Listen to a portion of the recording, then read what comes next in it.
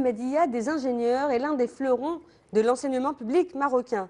Chaque année, elle forme des milliers d'ingénieurs dont a besoin notre pays pour assurer son développement. À l'instar des grandes écoles en France comme Polytechnique ou Centrale, l'EMI se distingue aussi par une formation militaire dispensée aux étudiants. Nous en avons suivi deux, Souaed et Ashraf. À travers leur regard et celui de leurs encadrants, nous découvrons ensemble cet établissement vieux de plus d'un demi-siècle. L'EMI, une école d'excellence, un reportage de Melinda Almerini, L'Amraoui Abdelilah, Nabil Moussaïf et Khalid Rifqi. Ces dernières années, le Maroc a subi de profondes mutations pour mener à bien ce développement des ingénieurs hautement qualifiés. Si certains ont été formés à l'étranger, un grand nombre provient de l'école Mohammedia des ingénieurs, une école dont la réputation aujourd'hui n'est plus à faire. L'école Mohammedia est tout à fait au sommet de la hiérarchie des écoles marocaines. Elle est classée parmi des universités. C'est dire l'aura de cet établissement. L'école Mohammedia des ingénieurs est née de la volonté du plus haut sommet de l'État. En un peu plus de 50 ans, l'EMI a formé plus de 7000 ingénieurs en génie civil, mécanique, minéral, électrique, industriel et informatique. Un secteur où l'EMI a marqué l'histoire du Maroc. C'est en effet dans cet établissement qu'il y a eu le tout premier nœud Internet. Mais ce qui fait la particularité de cette école, c'est surtout sa formation militaire. Surtout la discipline, c'est l'école d'ingénieurs marocaine qui fait, je trouve qu'elle fait la fierté du Maroc. La multiplication des écoles d'ingénieurs semble toutefois faire de l'ombre à l'EMI. Alors quelle place aujourd'hui pour cette école d'excellence? On a peur que cette école nationale qui a formé les fils du peuple pour développer le pays risque d'être banalisée.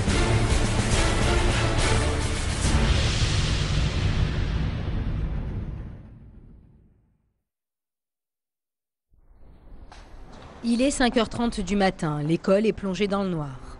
Dans l'internat des filles, nous retrouvons Souaed. Un réveil difficile pour la jeune fille. Comme tous les matins, elle se lève aux aurores après une nuit de révision. Comme les 1500 autres étudiants, Souaed loge à l'internat. Un logement étudiant aux multiples avantages, notamment la proximité des salles de classe et un loyer peu coûteux, 40 dirhams par mois. Mais à ce prix-là, ce n'est pas le grand confort.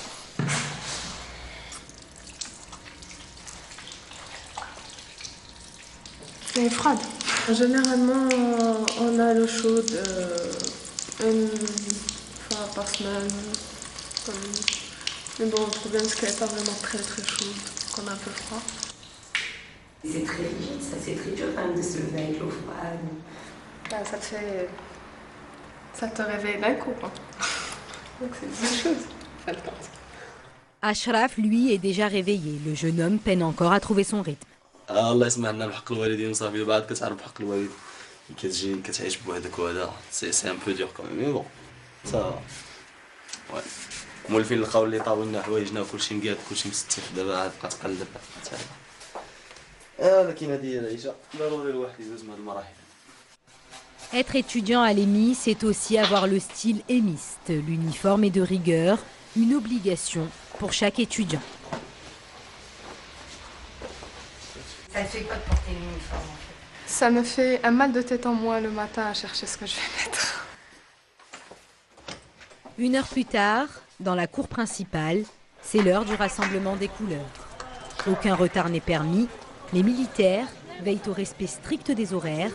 Malgré la pluie, les étudiants sont tous réunis pour marquer le salut au drapeau national. L'établissement prend alors des allures d'académie militaire.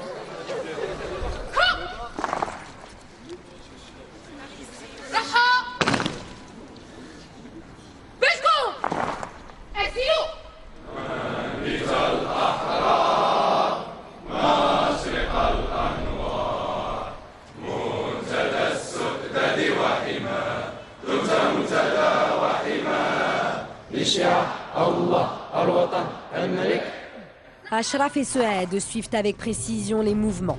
Des gestes qu'ils ont appris au cours d'une formation militaire spécifique. 2 fois par an, ils effectuent des manœuvres sur le terrain, encadrés par des officiers des forces armées royales. Des exercices que nous n'avons pas pu filmer.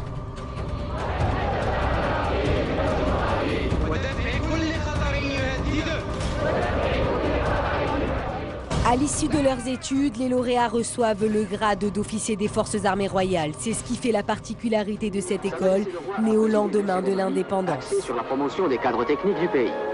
Ici, le souverain pose la première pierre d'une école supérieure, l'école Mohammedia, qui dans quelques années formera les ingénieurs dont le Maroc a un besoin urgent. قررنا ابتداء من فاتح يناير أن نطبق على هذه المدرسة النظام العسكري كما هو العمل في بوليتكنيك. نظاما يضمن لهم حقوقهم ولكن يضمن كذلك للدولة على أنها في آخر المطاف ستجد من أموال المغاربة كلهم ما ينفع الطلبة أنفسهم المهندسين وما ينفع مجموعة المواطنين. La première promotion de l'EMI comptait 24 lauréats contre 500 aujourd'hui. Alors pour accompagner l'augmentation des effectifs, ces dernières années, l'EMI est en chantier. Le programme d'urgence consistant à former 10 000 ingénieurs par an a permis en effet la construction de nouveaux bâtiments. La formation aussi a connu de profonds changements. Nous avons mis en place, à partir du septembre 2007, une nouvelle architecture de la formation qui a touché aussi bien les filières, les contenus, les méthodes pédagogiques et les méthodes d'évaluation. Donc pratiquement tout a changé. Et parmi les changements majeurs que nous avons apportés à l'école Mohammedia, c'est le fait de garder forte la dimension scientifique et technique qui faisait la réputation de l'école, la force de l'école.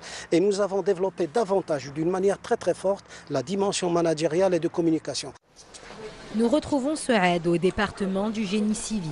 L'étudiante en 3e année a opté pour la spécialité environnement.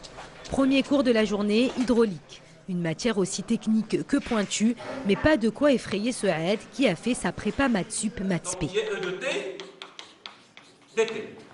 Cette fraction, c'est la fraction qui va quitter le réacteur entre T et DT. C'est vrai qu'il y a des parties qui sont assez compliquées. Mais c'est important parce qu'en fait, avec cette matière, on va pouvoir savoir ce qui se passe à l'intérieur par exemple, des réacteurs de façon générale. C'est-à-dire, par exemple, si on a une station d'épuration et qu'il y a un truc qui ne marche pas, on va pouvoir savoir plus ou moins exactement qu'est-ce qui cloche. C'est la fraction qui a séjourné. Les professeurs viennent de plusieurs horizons et sont sélectionnés à travers les concours nationaux de recrutement. C'est justement le cas du professeur Frouji. Il travaille depuis plus de 30 ans à l'EMI. Il est lui-même lauréat de cette école. De 0 à l'infini et de TDT. Le niveau d'encadrement à l'EMI est le meilleur et restera le meilleur pendant longtemps. Ce sont des gens qui sont bien formés, qui sont des ingénieurs auparavant, donc qui ont fait des études supérieures costauds dans des pays costauds. Cette situation n'existe pas ailleurs. Je défie tout établissement autre donc qui veut former des ingénieurs avec des gens donc qui ont cette qualité-là.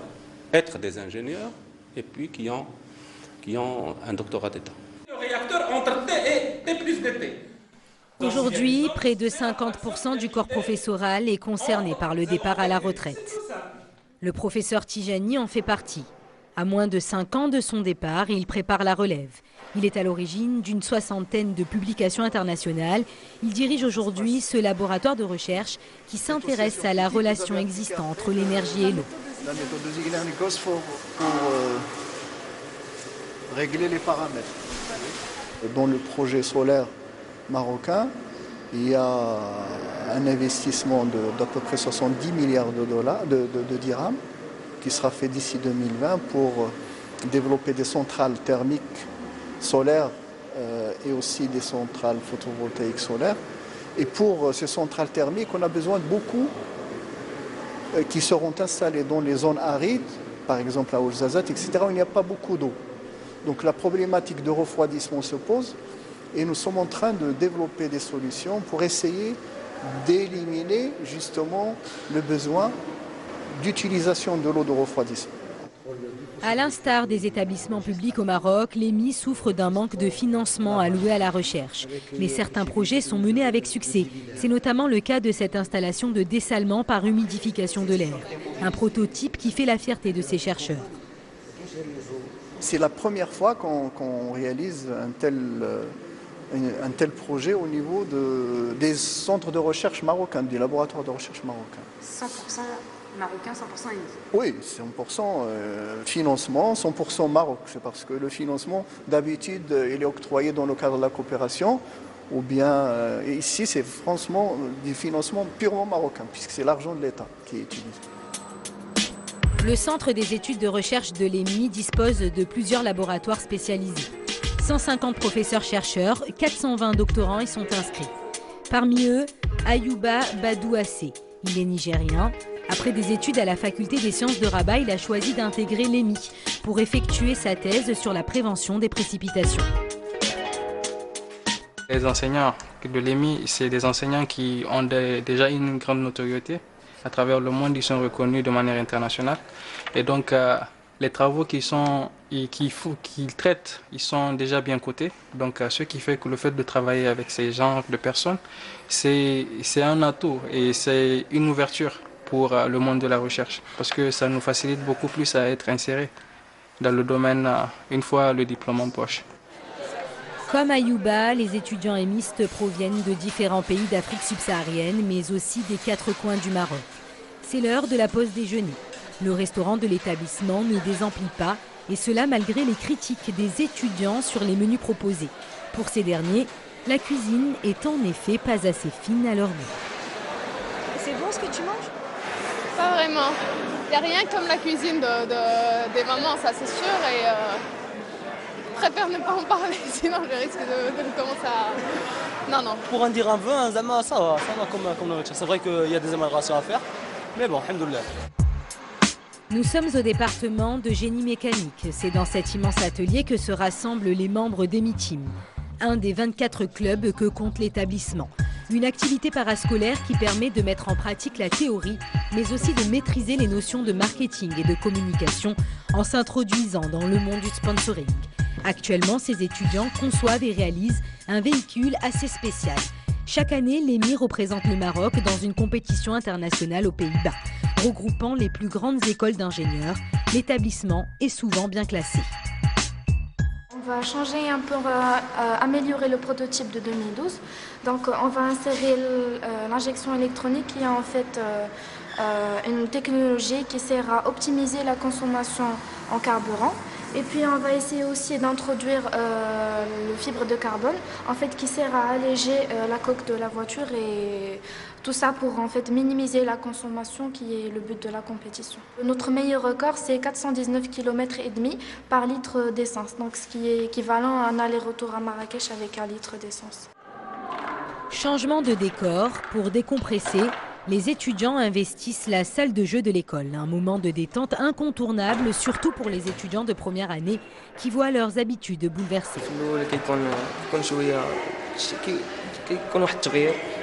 دونك كتبعد على مالين داركم كتحس بخوتك والديك كتحس بواحد التغيير في الاول جاتنا داكشي كان صعيب un système militaire. Pour être honnête, l'EMI c'était mon rêve depuis toujours, mais j'ai vu une autre réalité.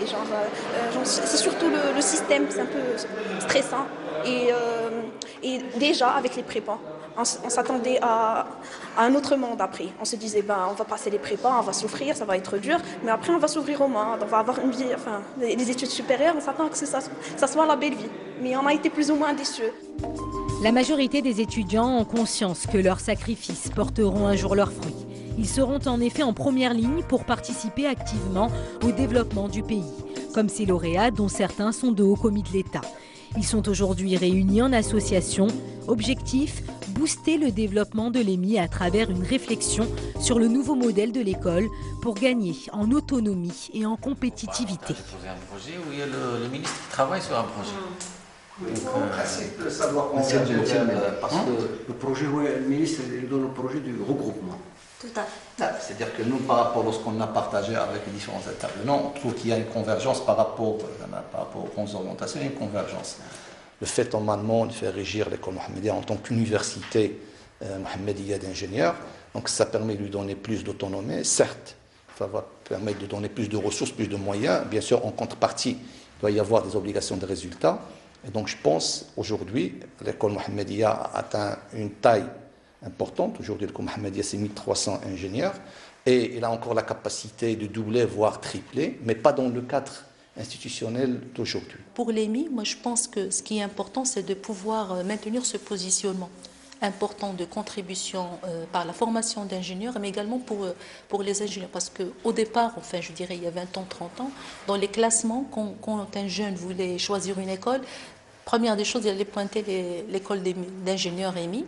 Et maintenant, dans les classements, ce n'est pas la même chose parce qu'il y a certainement d'autres écoles qui offrent un cadre de vie qui est meilleur ou peut-être des thématiques qui s'approchent beaucoup plus avec ces centres d'intérêt. Donc il va falloir travailler sur ça, donc travailler sur les cursus de formation pour qu'ils soient attractifs et pouvoir aussi capter les meilleurs des promotions. Le professeur Swissy est l'un des premiers lauréats de l'EMI. Il en connaît tous les rouages, même les plus imparfaits. L'EMI d'antan, c'est une école quand même qui avait un rayonnement et qui a connu dans les années 80-90 un élan extrêmement important.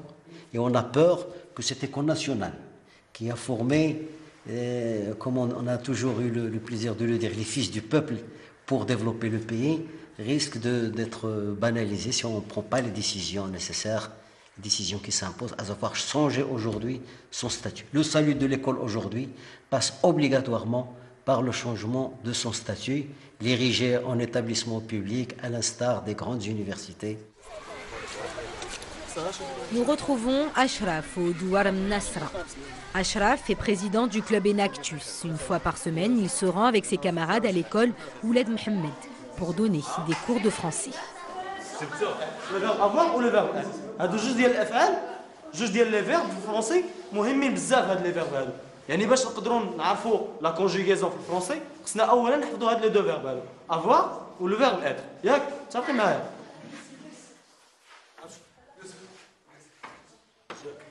صراحة الواقع مؤلم لأنه كتشوف الدراري في الخامس ولا في السادس و ما كيعرفوش يعني حتى كونجيغي لك لو فيرب افوار لو فيرب اتر يعني شيء كيضر في الخاطر خاصه انه كنعرفوا انه اون باراليل كتلقى في زيكول بريفي راه في الرابع وراه كيقرا السبجونكتيف دونك سي ان بو ديور مي بون كنحاولوا حتى حنايا يعني بما اوتي لنا من وسائل حتى حنا راه دي بينيفول هنايا كنجيو كنضربوا جوج سوايع ديال الطريق 70 درهم في النهار وهذا باش نحاولوا اننا نقدموا واحد الاضافه شويه للدراري المهم نحاولوا سيرتو في الفرنسي هو اللي كيلقاو فيه المشكل العاوز.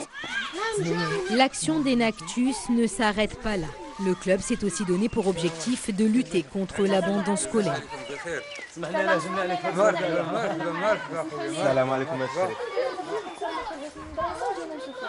اي امكانيات اخوتي ما عنديش وانا مريض ماشي تخرج بنتك من المدرسه راه ماشي حل لا ما بغيتش لانه كندوروا في واحد الدائره اللي هي مفرغه ما كنديروا والو ضروري خاص بنتك حتى هي تقرا وتتعلم وحتى هي تكبر وتولي صافي وكتقرا زعما ماشي دابا القرايه راه ولات شي حاجه مهمه ضروري والله لا انا كنهضر معك واحد التجربه شخصيه صراحه انا الاب ديالي كان حتى هو في التاونات في واحد الدوار حتى هو بوه ما عنده حتى ريال كاع هو الوحيد في خوتو اللي قرا وراه وصل دابا وراه مهندس الحمد لله ها اذا الانسان يقرا ويدير السبب والباقي على الله.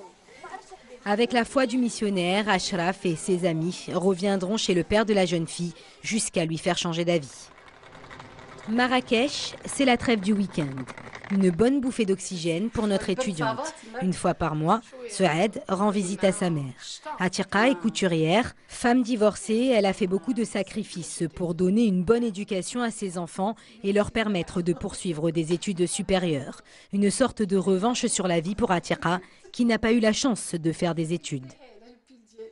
C'était difficile pour باش تخلصي الأساتذة les heures sup. لانه في لي بريبا الاساتذه كيطلبوا بزاف نتاع الفلوس في لي زور سوب في الحقيقه اش غنقول لك الله سبحانه وتعالى عاوني.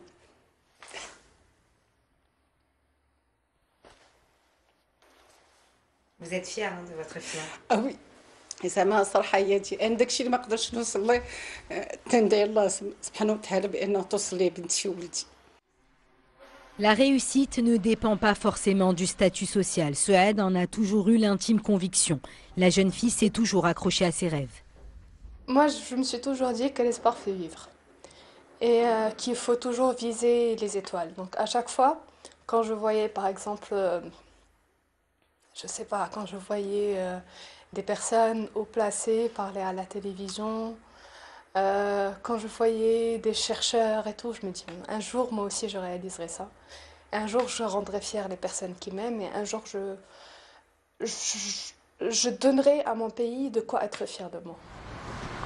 Un souhait que Soued a toutes les chances de réaliser. Nous la suivons pour son tout premier rendez-vous professionnel dans la station d'épuration des eaux usées de Marrakech. Elle rencontre le responsable de la station, M. Saadi, dans le but de décrocher un stage de fin d'études. Ça va? C'est vous? Merci. Ça va, c'est pour... Exactement, c'est pour le téléphone, on s'est déjà eu au téléphone. D'accord. Je peux vous avoir? Voilà, c'est mon CV. Donc, vous êtes de l'école Mohammedia d'ingénieur, en section environnement. Vous êtes un peu initié dans tout ce qui est traitement des eaux usées, eau potable et tout ça. Oui, on a des cours d'épuration. Et en fait, moi, ce qui m'intéresse le plus, c'est plutôt tout ce qui est production et valorisation de biogaz. En fait, son CV, il est assez riche. Déjà, le fait qu'elle provient de l'école Mohammedia d'ingénieur, donc je sais ce que ça veut dire. C'est l'une des meilleures au Maroc, voire la meilleure école d'ingénieur au Maroc. Donc, c'est pas n'importe qui ressort. Donc, ce sont des gens qui sont connus par leur sérieux, leur rigueur et aussi leur, comment dirais-je, hard work. L'entretien se terminera par une visite de la station, la plus grande station d'épuration des eaux usées du Maroc, un secteur florissant et prometteur pour la jeune fille. Ils sont raclés via le racleur lequel je fume là. Il y a un racleur. Donc ils sont raclés pour être traités séparément. Alhamdoulilah, je ne suis vraiment pas déçue parce que c'est vraiment exactement comme je l'imaginais. Ça me plaît, donc je me vois bien ici dans quelques années faire des stations, peut-être comme ce s'est dit, la prochaine station, pas à Marrakech mais ailleurs. Soued, Ashraf et tant d'autres parmi leurs camarades de l'EMI représentent les élites du Maroc, un pays qu'ils devront contribuer à développer. Ils en sont conscients, sans oublier de vivre pleinement leur jeunesse.